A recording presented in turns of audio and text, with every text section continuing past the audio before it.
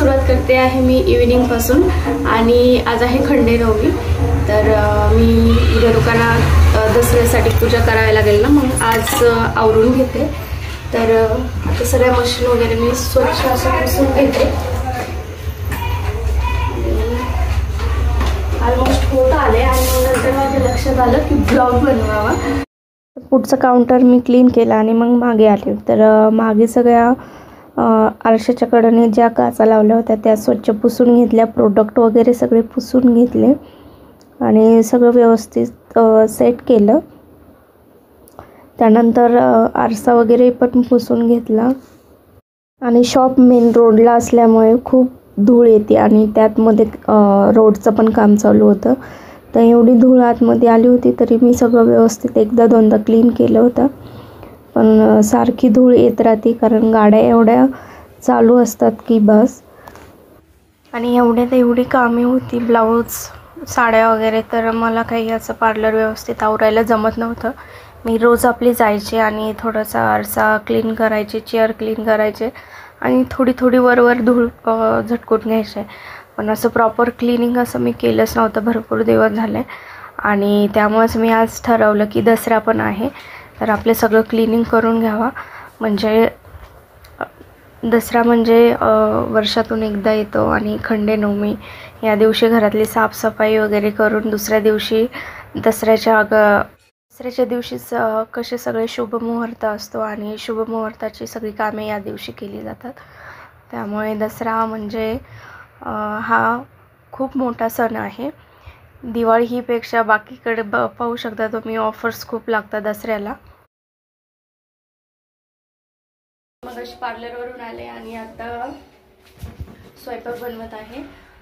पार्लरवरून आले डायरेक्ट मी मार्केटमध्ये गेले, काही फुलं वगैरे घेऊन आले साठी, हार वगैरे बनवायचे आहेत आणि असं होतंय। तर स्वयंपाक वगैरे झाल्यावरती मस्त जेवण करून मग गेले आज मी खाली दांड्या खेळायला। आणि मिस्टरांना होती त्या दिवशी सुट्टी, त्यामुळे आम्ही सगळे दांड्या खेळायला गेलो। मुलंही खेळत होते आणि मिस्टरही खेळत होते, मीही खेळले। तर व्हिडिओ मोठा असणार आहे तर प्लीज कुठेही स्किप न करता व्हिडिओ पूर्ण पहा।